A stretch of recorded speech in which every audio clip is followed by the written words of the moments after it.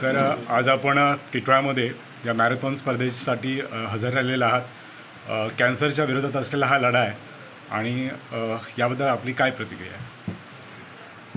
आपल्याला माहीत आहे कॅन्सरचे भयावह दुष्परिणाम याची जाणीव जनतेला आणि सगळ्यांनाच व्हावी यासाठी आज टिटवाळ्यामध्ये गणरायाच्या आशीर्वादानं या run against cancer, run against fight for cancer he theme घेऊन आपण लोकांमध्ये जाणीव जागृती करण्यासाठी प्रमोद नांदगावकर आणि त्यांच्या सगळ्या सहकार्याने हा उपक्रम सुरू केलेला आहे. अत्यंत स्तुत्य असलेला हा उपक्रम आहे. त्यातून समाजामधल्या सगळ्याच घटकांना कॅन्सरच्या संदर्भातील ओव्हरऑल आरोग्याच्या संदर्भातील जाणीव जागृती निर्माण व्हावी आणि त्यांचं आयुष्य निरोगी राहावं याच्या अनुषंगाने केलेला हा उपक्रम आहे. कॅन्सरचं वाढतं प्रमाण रोखण्यासाठी आपल्याला एकट्याचे प्रयत्न अपुरे पडणार आहे.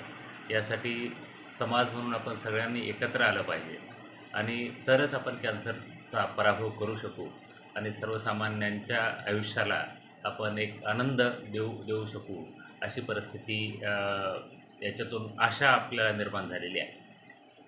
यापूर्वीही वेगवेगळ्या सामाजिक उपक्रमातून नांदगावकर आणि त्यांच्या सहकाऱ्यांनी अत्यंत चांगलं स्तुत्य उपक्रम केलेले आहेत आणि आज run for fight against the cancer या कार्यक्रमामधून वेगवेगळ्या वयोगटातली स्पर्धा घेऊन आपण लोकांमध्ये जाणीव जागृती निर्माण करण्याचा त्यांचा स्तुत्य प्रयत्न आहे.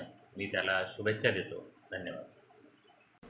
महाराष्ट्रासह देश विदेशातल्या ताज्या घडामोडी आणि बातम्या पाहण्यासाठी गुगलवरती जाऊन www.mumbaideadline24.com या आमच्या वेबसाईटला भेट द्या. त्याचबरोबर YouTube वरती जाऊन मुंबई डेडलाईन 24 हे चॅनेल सर्च करा. सबस्क्राईब हे बटन दाबा. आमच्या नवीन घडामोडी आणि ताज्या अपडेट पाहण्यासाठी बेल आयकॉनला क्लिक करा.